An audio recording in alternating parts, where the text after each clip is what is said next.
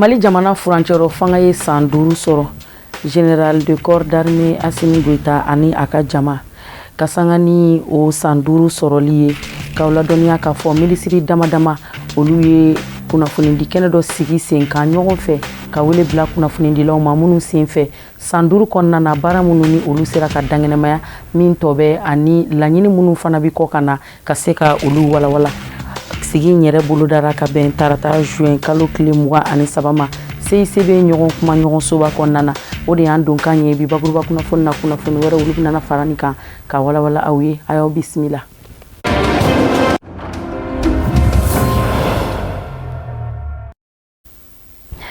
Balima bamanankan mɛnnaw Mali kɔnɔ ani Mali kɔ kan waleɲuman dɔ foli o bɛ ɲɛsin aw kelen na bɛɛ lajɛlen ma fo yan fɔ aw sigiyɔrɔ la k'a fɔ ɲɛna aw k'aw bisimila aw ka bi bamanankan kunnafoni sɔrɔlenw kɛnɛ kan min bɛna walawalali caman kɛ aw ye Mali kunnafoniyaw ani diɲɛ fan wɛrɛ kunnafoniyaw kan i n'a fɔ komi an ye aw tulo lasɔmi ka ban Mali jamana minisiriso damadɔ kɛrɛnkɛrɛnnenya la kunnafoni ko minisiriso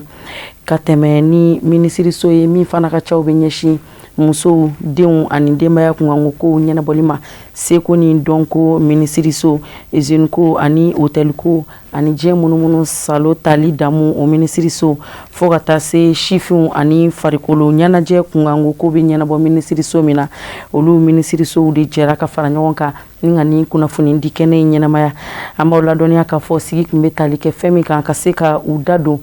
kɔrɔfɔw la ka walawala kɛrɛnkɛrɛnnenya la san 5 o sɔrɔlen ɲɛnamaya la furancɛro fanga fɛ k'aw ladɔniya k'a fɔ sigi yɛrɛ bisimilara CICB ɲɔgɔn kuma ɲɔgɔn soba de kɔnɔna na ka bɛn ni tarata juin kalo tile 23 ye Aminata Traoré ani Ibrahim Kulibali Sherifla TV jabaraniso tɔgɔ la olu de ye baara in seereya. Ni sigi min ɲɛnamayalen filɛ nin n'a hakilina n'a miiriya bɔra Mali furancɛro fanga ɲɛmaa yɔrɔ ka sanga n'a ka sigi san 5 barakɛta hukumu ye walasa togoya min na maliden kelenkelenna bɛɛ bɛ se ka bɔ a kalama san 5 sigi in kɔnɔna na baarakɛta minnu kɛra n'o o sigi ɲɛnamayara minisiri 4 fɛ n'o ye kunnafonidi minisiri du ni denbaya ka minisiri seko ni dɔnko minisiri fo ka taa se sifuw ni farikolo ɲɛnajɛ minisiri ma. Jamana ɲɛmɔgɔ ani gouvernement ani ministre dale ani gouvernement bɛɛ y'u bolo di ɲɔgɔn ma ka seko ni dɔnko don ba la bɛɛ y'a yɛrɛ k'a fɔ ni seko ni dɔnko sabatira jamana bɛ sabati an ko an ka sinima don ba la parce que ni sinima donna ba la o bɛ kɛ sababu ye k'an cogoya n'a hakilinaw fɔ diɲɛ mɔgɔ ye k'an dɔn ani min ye donc o baaraw daminɛna et puis jamana ɲɛmɔgɔ a ye wagati bɛɛ dɛmɛ dɔ sera seko ni dɔnko mɔgɔw ma o kɛra kit solaire ye pour que k'u dɛmɛ u ka baara la o kɛra avocat yo assurance volontaire yo o kɛra fɛn fɛn ye a bɛɛ sɛbɛra pour que n'i banana n'i kɔrɔla i bɛ se ka lasago cogo min na cogo ɲuman na min ye seko ni dɔnko baarakɛlaw ye donc hakilina ɲuman caman taara san 5 in kɔnɔ donc pour que seko ni dɔnko bɛ se ka sabati cogo min na. Musow ka ko tali ba la a ma daminɛ bi donc jamanakuntigi y'a jira k'a fɔ ko ka ba don a la halisa tuguni a ko an ka fɛɛrɛ kɛ ko département ka fɛɛrɛ kɛ concours min bɛ organiser ENA la ni bɛɛ b'a kɛ a ko ko ka kɔkɔrɔmadon kalan kɛ musow ni musomanin minnu b'u présenter o concours kama o concours 2 kun cɛlen an y'a ye k'a fɔ muso minnu passera concours na a bɛ kɛ muso 15 ɲɔgɔn de ma donc muso 15 minnu passera muso 10 ɲɔgɔn an y'a sɔrɔ k'a fɔ olu ye kɔkɔrɔmadonni kalan in kɛ o kɔfɛ an ye barodaw fana sigi musomanin 200 ɲɔgɔn ye ka hakili ka bilasiralikan d'u ma min b'a to u bɛ se ka ɲɛmakin ka kɛ sur les filières scientifiques. Ni sigi in senfɛ minisiri maa 4 ninnu y'a jira u ka laseliw kɔnɔna na ko nin ye sigi ye min jar'u ye kosɛbɛ ko bari a bɛ danaya tɔ sinsin u n'u ka jamana kɔnɔdenw ni ɲɔgɔn cɛ ni k'u ka baarakɛtaw dɔn. An ka département kɔnɔna la bi stade bɔra kelen na stade 7 de rénovation kɛra jamana yɛrɛ kɔnɔna la bi n'a y'a jateminɛ salo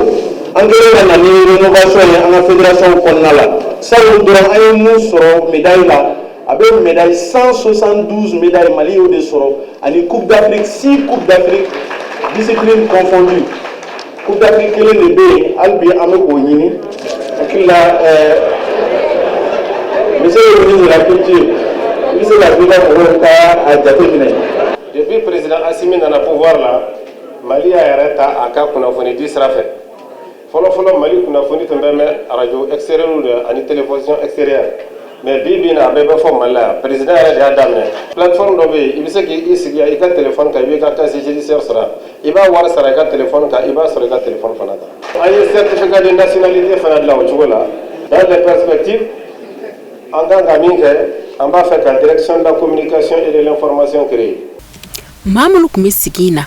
u ye foli kɛrɛnkɛrɛnnen kɛ ka ɲɛsin furancɛrɔ fanga ɲɛmaa a n'a ka minisiriw ma ni sigi in lawaleyali la ka ɲɛsin olu kunnafonidilaw ma ani jamana kɔnɔdenw ma walasa cogoya min na u bɛ se ka caman faamuya jamana kunkanko la. Nin lasigi in b'a yira n na k'a fɔ jamana yɛrɛ bɛ wuli ka jɔ la jamanadenw kan k'a dɔn jamana ye baara min kɛ ayiwa o fana kɔnɔna na min kɛra an y'o dɔn mais minnu fana bolodalen don u da sera o fana ma o b'a yira n na k'a fɔ tiɲɛ yɛrɛ la kunnafoni n'a dira maaw fɛ ɲininkali bɛ dɔgɔya hali futinɛ a bɛ kɛ sababu ye k'o fana si sa jamana kɔnɔ ni nin sera ka to sen na a bɛ dɔ fara jamana ka basigi kan a bɛ jamanadenw ni marabagaw a b'u cɛ gɛrɛ ɲɔgɔn na kosɛbɛ wa a bɛ kɛ sababu ye jamana ɲɛta parce que an bɛɛ bɛna don an bɛɛ kungilenna bɛ kɛ kelen jamana ɲɛta a bɛ sabati.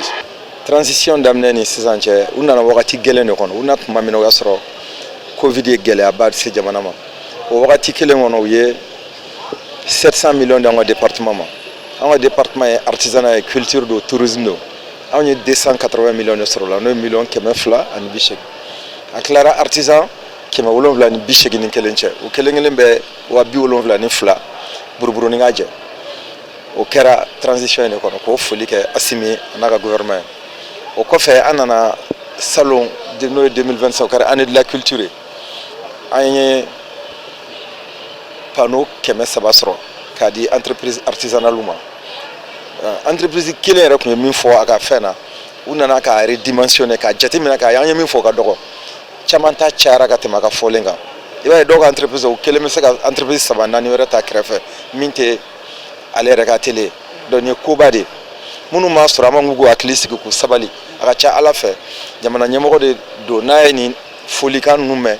waleɲuman dɔ bɛ mɔgɔ encourager waleɲuman dɔ in b'a to a bɛ se ka dɔ fara a kan donc an bɛ dugawu kɛ Ala ka se k'a ye ka caman fara a kan fɔlɔ. An b'aw ladɔnniya k'a fɔ ko ni sigi ye kunnun donna ni Mali jɔnjɔn dali ye Mali ensemble instrumental maaw fɛ.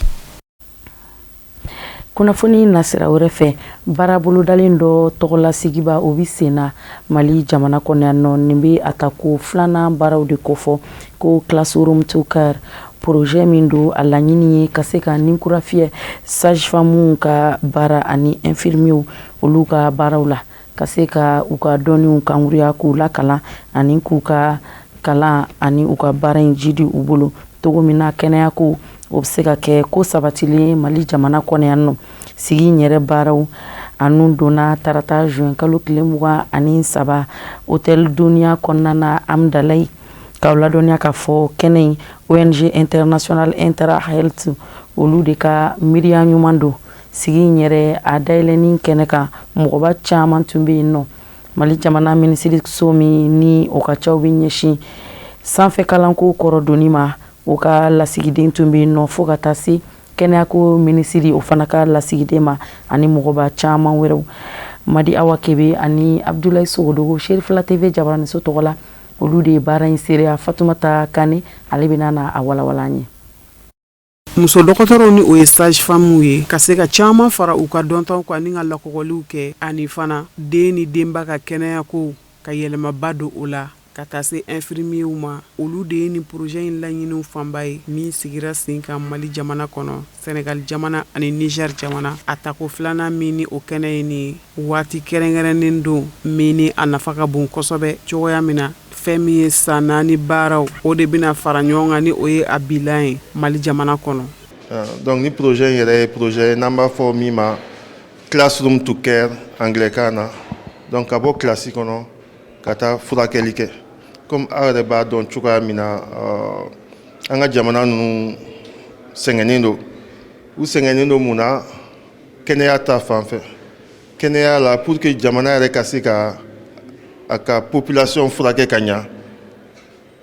OMS ko an mago bɛ furakɛli la mɔgɔ 23 de la pour chaque 10 000 habitants donc malgré les efforts an bɛ ka minnu kɛ sisan an bɛ mɔgɔ 6 dɔrɔn de la pour chaque 10 000 habitants donc ka école dɛmɛ pour que ka sage-femme ni infirmier caman formé mais k'u formeli dama tɛ ka minɛnw d'u ma u bɛ se ka lakalan cogoya min na donc ni projet in hukumu kɔnɔla la an ye fɛn dɔ bila en place min ye laboratoire de compétences ye olu ye mannequinw de ye yiri mɔgɔninw b'a la et puis mana mɔgɔninw b'a la i bɛ se ka pikiri k'u la k'i dege pikirikɛ la k'i dege musow ka yɛrɛsɔrɔ la donc ka fɛn bɛɛ kɛ sanni ka taa dege adamaden kan donc a yɛrɛ b'a dɔn n'i kan ka bolo sɔgɔli kɛ i bɛ se ka bolo sɔgɔ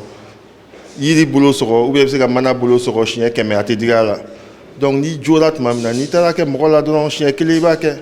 o de y'an ka laɲini ye nin projet in na donc ka na ni minɛnw ye jamana minnu taara ɲɛfɛ comme États-Unis Canada olu bɛ former cogoya min na ka na n'o minɛn kelenw ye yan pour que an ka sage-femme an ka infirmier an ka dɔgɔtɔrɔ olu fana ka baara kɛ o minɛn kelenw na. Tile fila kɔnɔna na maa minnu sen donna kalanbulon in na o bɛna ɲɛdɔn ani faamuba sɔrɔ projet in yɛrɛ kan a jɔyɔrɔ n'a nafa kɛnɛya lakɔgɔli binakun kana na ka taa se laɲini bolodalenw ma don n'a nataw la o n'a ɲɔgɔnna caman. Donc n bɛ se k'a fɔ bi projet ye satisfaction sɔrɔ an taara ni école privée ye an ye baara kɛ ni école publique ye an ye école dɔw ta a bɛ fɔ minnu ma école pilote Mali région 4 na Sikaso b'o la Kucala b'o la Segu b'o la Gao b'o la. Projet kun ye min ye projet kun ye réduire la mortalité maternelle o ye ka musow ka saya bange kɛlɛ wagati la ka se ka caman ba b'o la o yɛrɛ de ye projet kunba ye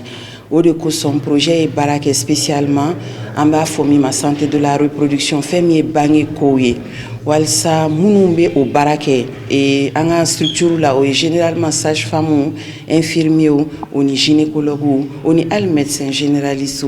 donc a kunba ye ka o kɛlɛ de ka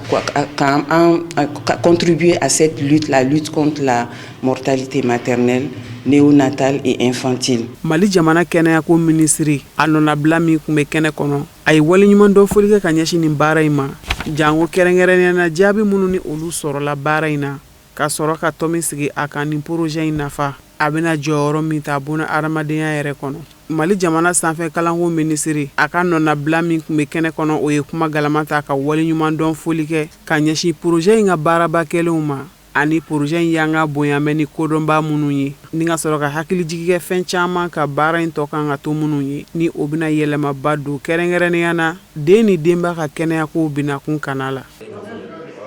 Projet min ni ne y'a présider sisan ne nana ministre de représenter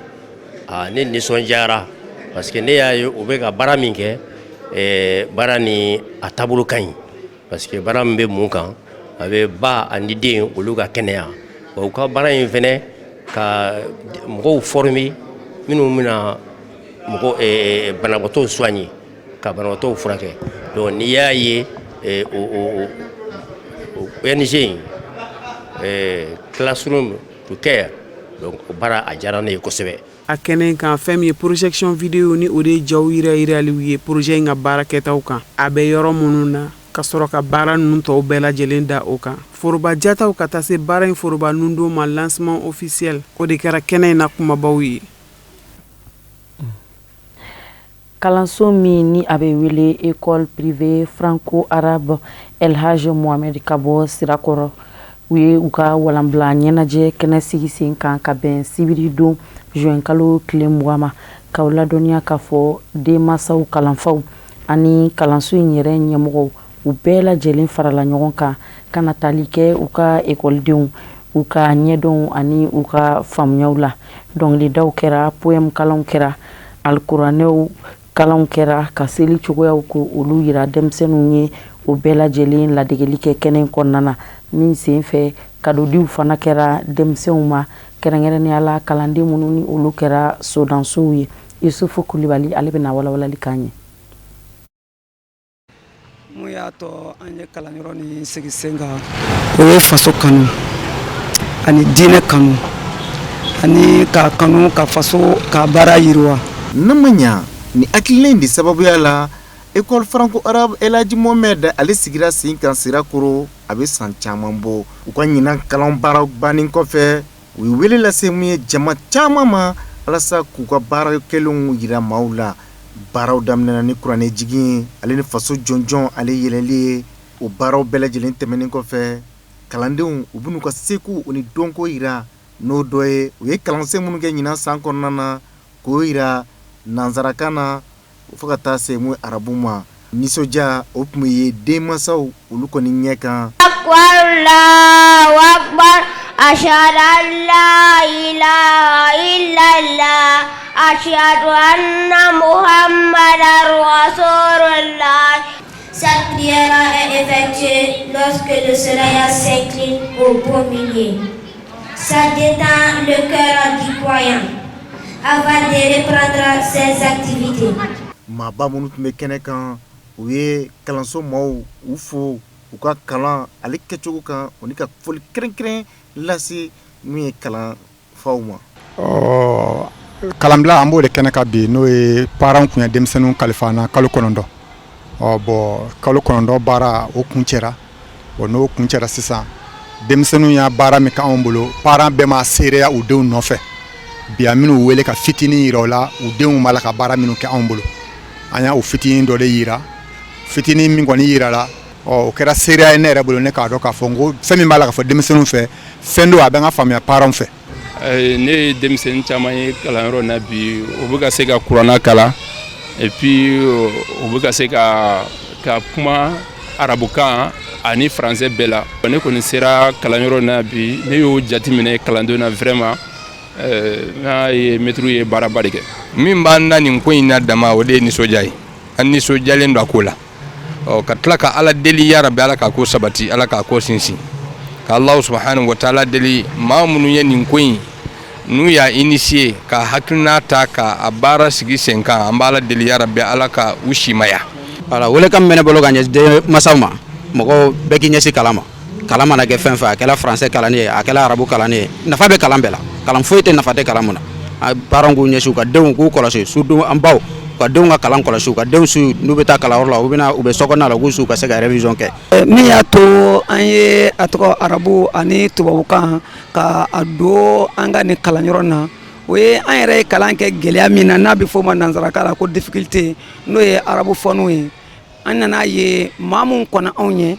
u tilara u tɛ se ka baara kɛ eta ka yɔrɔ si la ka da kan u tɛ se ka sɛbɛnni kɛ tubabukan na u tɛ se ka tubabukan fɔ hali n'a y'a sɔrɔ jamana dɔnni de b'u la o la ka se ka arabu kalanna yɛrɛ bɔ dingɛ dɔ kɔnɔ ka se k'a bila jamana yɛrɛ ka hakilina na a tɛ jɔn a yɛrɛ la jamana fɛnɛ a bɛ lafiya parce que ni denmisɛnninw kalala n'u tɛ baara la u bɛ ka vagabond de ye. Baaraw kuncɛra ni donbolow dilen mun ye kalanden minnu ka wulikajɔ bonyana kosɛbɛ fo ka taa se mun ye denmansaw ma denmisɛnninw ka dɔnkilidaw u kɔni kɛra ka mun ye kɛnɛ in baaraw kuncɛ. O de fana b'an sɛnsɛn ka diɲɛ fan wɛrɛ kunnafoniyaw lasɔrɔ Musa Fɔnba ka sɔrɔlenw don an ka jɛ an k'olu ɲamata.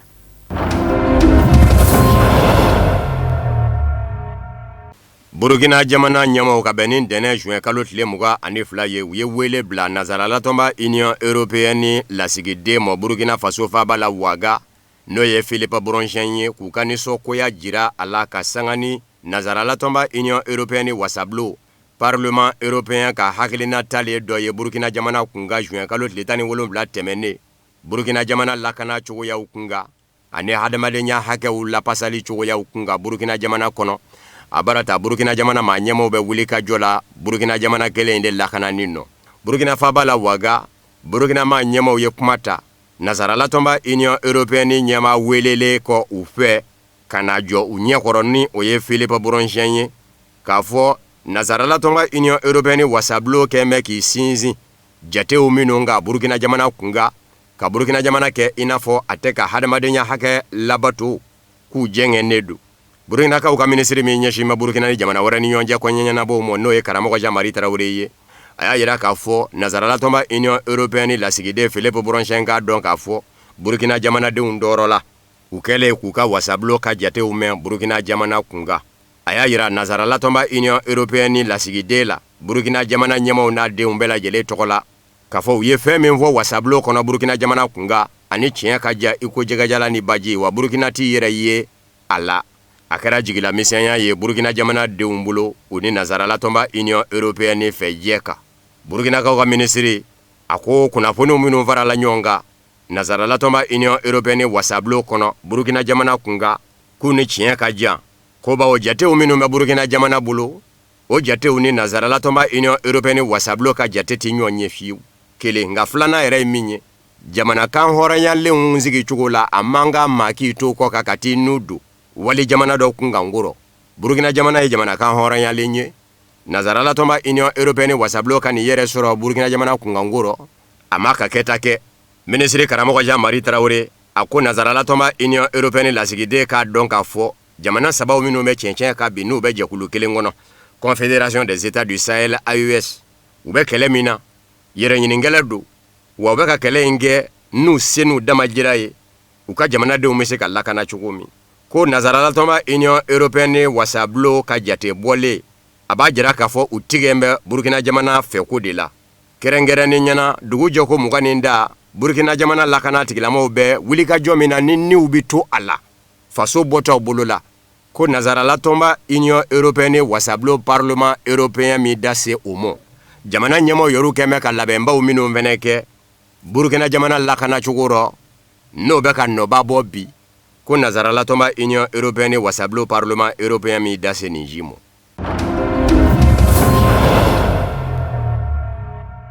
Niger ma ɲɛmɔgɔw ye a da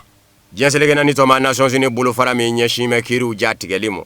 Cour pénale internationale CPI o ma ɲɛmɔgɔw tulo kan k'a fɔ nin ye Niger jamana bɔlen ye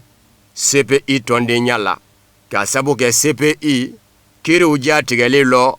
a ta tɔ kɛn bɛ dɔngɔma ko ni ɲɛnawoloma ye Niger jamana kɛ ko min ye nin ye k'a jira CPI ma ɲɛmɔgɔw la k'a fɔ nin y'a bɔtɔ ye CPI tɔnden ɲa la ka sanga ni CPI yɛrɛ sigili sariyaw ye n'u k'a ma ko statut de Rome ni san kelen dafara nin jogorɔ o ye Niger bɔlen ye pewu wa ni Niger bɔra Niger bi kɛ jamana sabanan de ye min y'a jira k'a fɔ i bɔra Philippines ni Burundi kɔfɛ Niger ma ɲɛmɔgɔw kɛtɔ k'u sara CPI ma ɲɛmɔgɔw la kɛrɛnkɛrɛnnen ɲɛna diɲɛ selekɛnani tɔnba Nations Unies ɲɛmaa yɛrɛ la bawo bolofara de don a yira k'a fɔ nin kiiribulon in ni don dɛmɛnenw na a sigitɔ kun kɛn kun bɛ jigisigi ye diɲɛ maa bolo k'a fɔ a na kɛ sababu ye ka kiiriw jatigɛ ka dama kɛɲɛ tiɲɛ kan k'a bilama n'an bɛ bɔ a mina kɔnɔ k'a kɛ nazarala setigi jamanaw ka kɛlɛkɛmuru ye jamana o jamana bɛ yen n'i ma don u dɔngɔda fɛ kiiri in bɛ kɔ wuli ka ɲɛsin e de mɔ diɲɛ selekɛnani tɔnba Nations Unies ɲɛmaa Antonio Guterres ka bɛn ni juin kalo tile 22 ye a ye Niger ma ɲɛmɔgɔw jaabi k'a fɔ a y'u ka kuma mɛn n'o y'u bɔli ko ye CPI tɔnden ɲa la ko juin kalo tile 18 san wɛrɛ n'o ye san 2027 ye ka sanga ni CPI yɛrɛ sigi sariyaw ye a kɛn bɛ k'a fɔ cogo min na ni se kɛra o mɔ n'o ye juin kalo tile 18 ye san wɛrɛ o ye Niger jamana bɔlen ye septembre kalo tɛmɛnen n'o ye sango ye Niger ma ɲɛmɔgɔw ni Mali ma ɲɛmɔgɔw ni Burkina ma ɲɛmɔgɔw kun y'u kangari da CPI kiiribulon ye k'a fɔ u laban bɛ sɔn ka bɔ a tɔnden ɲa la k'a sabu kɛ kiiriw jatigɛli kɔrɔ a ta kɛ bɛ ɲɛnawoloma ye wale kele jamanaw ɲɛmɔgɔw ja k'i tɔ a ta kɛ bɛ ɲɛnawoloma ye maa min ka ko man bon a mɔ kosɛbɛ a b'i ɲɛsin o de mɔ ko n'o tɛ ko kojugu caman kɛra ko CPI kiiribulon min ɲɛsin o kow mɔ k'u ɲɛɲini k'u jatigɛ hadamadenya buruja walew kɛra dɔw fɛ bin kɛra musow ka jamana dɔw kɔnɔ facogo jugu siya bɛɛ lajɛlen dɔ kɛra jamana dɔw kɔnɔ nka hali sini o kɛbaw ma jɔrɔ k'a fɔ u n'a wele bɔgɔ jeninen ka CPI fɛ don dɔ la jamana sabaw kun bɛ deli k'u kangari da septembre kalo tɛmɛnen nazarala kiiribulon in ni o ye CPI ye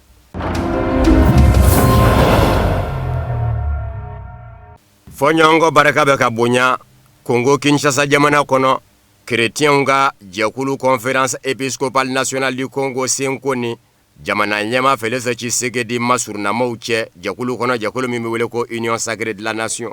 kabini chrétienw ka jɛkulu bɔra k'a jira k'a fɔ u kɛlen kɔ ka hakili jagabɔ kɛ u ma forobakalata labɛnni kun ye ko yɛlɛma ka don jamana sariya sunba rɔ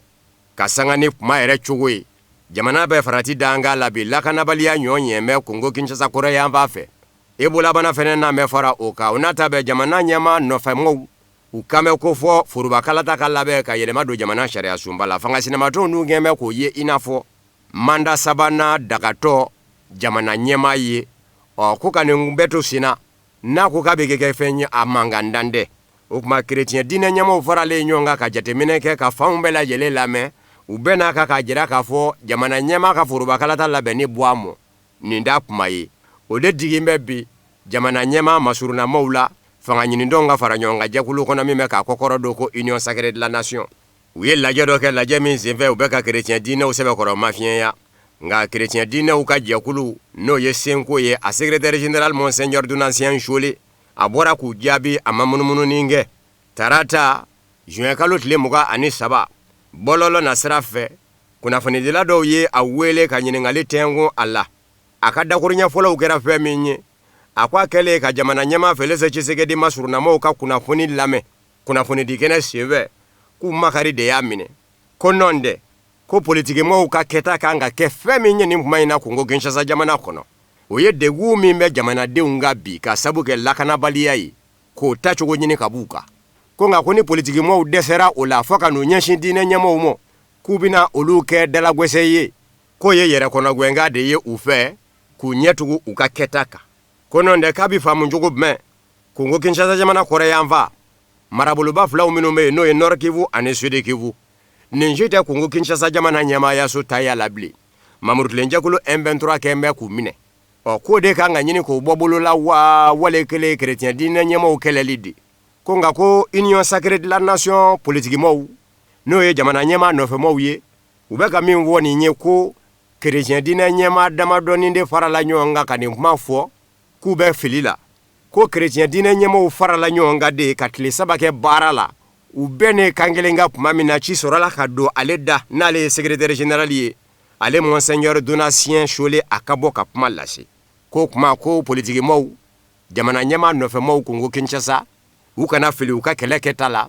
kɛlɛ kɛta ye jamana kɔrɔ yanfa bɔli ye bolo la Mamurutilɛnjɛkulu AFC M23 bolo kɛrɛnkɛrɛnni ɲɛna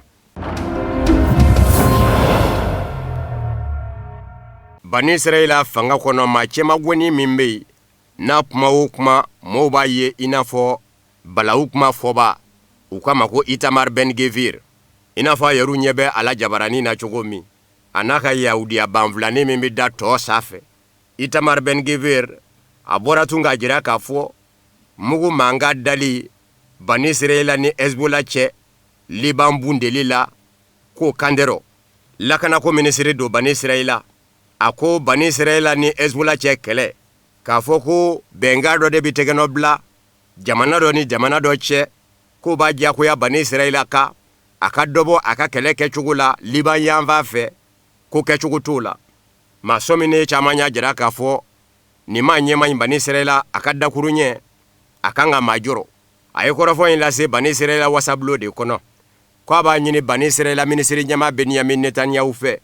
a ka jɔ a jɔyɔrɔ la a kana sɔn ka don bɛnkan da fɛ bɛnkan min tɛgɛnɔ bilatɔ filɛ Ameriki jamana ɲɛmɔgɔw fɛ ni Iran jamana ye a ko a b'a ɲini minisiri ɲɛma Benyamin Netanyahu fɛ a k'i sin Ameriki jamana ɲɛma Donald Trump la Ameriki ka taa fɔ a ye ɲɛŋwɛ bɛnkan min tɛgɛnɔ bilatɔ filɛ nin ye i fɛ i ni Iran jamana cɛ Bani Israɛla jamana t'i yɛrɛ yirɔ wa Bani Israɛla jamana tɛ se ka sarati k'a di i mɔ ko a bɛ mugu mankan da ani Hezbollah cɛ Liban Itamar Ben Gvir lakanako minisiri Bani Israɛla a ko Bani Israɛla jamana yɛrɛ de man ka segin bilen Liban ko in nɔ ani Hezbollah cɛ kɛlɛ lɔ a ko Bani Israɛla kan ka ɲini ka Liban bɛɛ lajɛlen de minɛ bawo Bani Israɛla ka lakana bɛ o de dafɛ wa ale tɛ Bani Israɛla ka lakana ko tulon nɔ wasabulo kuma kɔfɛ a bɔra ka laseli wɛrɛ kɛ min ye maa caman tɔɔrɔ tun a ko hali ni Liban jamana wolomusow bɛɛ lajɛlen bɛ ɲɛji de bɔ kɛlɛ in man ka jɔ Bani Israɛla fɛ Liban jamana kɔnɔ a barata diɲɛseleke naani bina k'u ka wele bɛ senna ko mankan ka da Itamar Ben Gvir ma da o kuma mɔ Bani Israɛla jabaranizo wɛrɛ la Itamar Ben Gvir ye kuma gwɛlɛn wɛrɛ fɔ a ko Liban jamana ka sigi n'a ye k'a fɔ Liban dugukolo fantina ye min na kɛ Bani Israɛla jamana tulonkɛyɔrɔ ye ko wa ko Liban jamana den tɛ bɔ Liban jamana den na dɛ k'a fɔ ko Bani Israɛla ni Hezbollah de bɛ kɛlɛ la minnu tɛ Hezbollah ye ko k'olu sen bɔra ko ayi ko Liban dugukolo fa bɛɛ lajɛlen de kan ka minɛ Bani Israɛla fɛ a ko ni Bani Israɛla kɔni hakilina kɔni ma tigɛ sigirɔ k'a dɔn k'a fɔ a lakanan bɛ ko Liban jamana k'a dɔn k'a fɔ Liban vaba Beirut a bɛ kɛ i n'a fɔ Beit Hanun Beit Hanun ye yɔrɔ ye yɔrɔ min bɛ Palestine yanfa fɛ bande Gaza gaɲa ka yanfa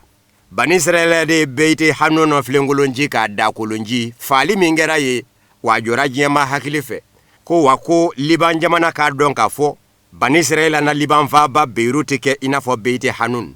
ninye Itamar Ben Gvir ka pumaye bani Israel lakana ko ministry.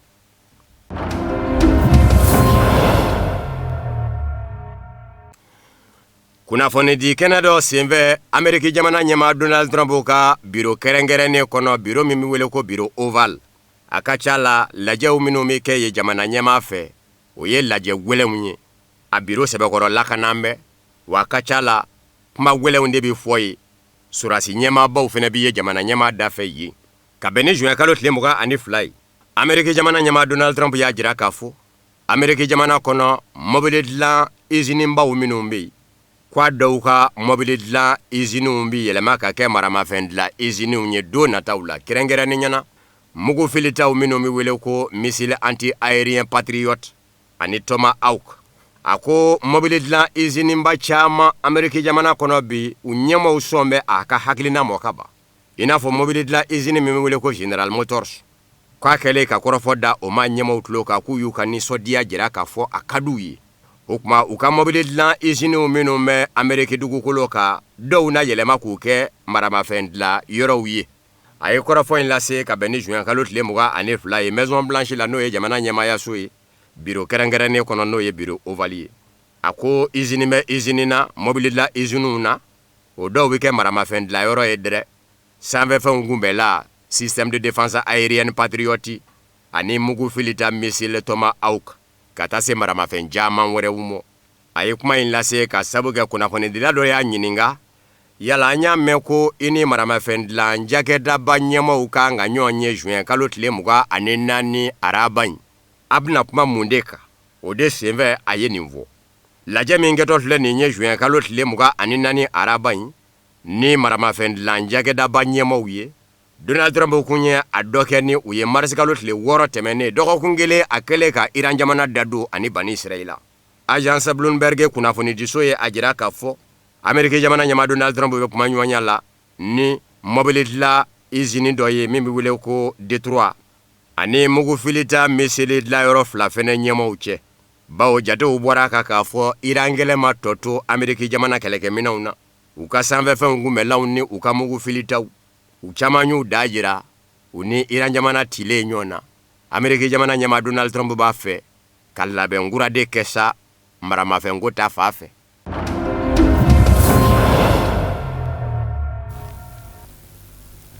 ore be dansi ke bi bamananga kuna foni solo na munu sera ka fara ngonga ka benini kumanyi kuna foni disonye moga so fe kala se auma awni che oganya madalila la selina tani ala sonama awni Mamadou Ben Cherif Ousmane bina na nyon solo ne bi kambeti awma jiyan wati wereni ala sonama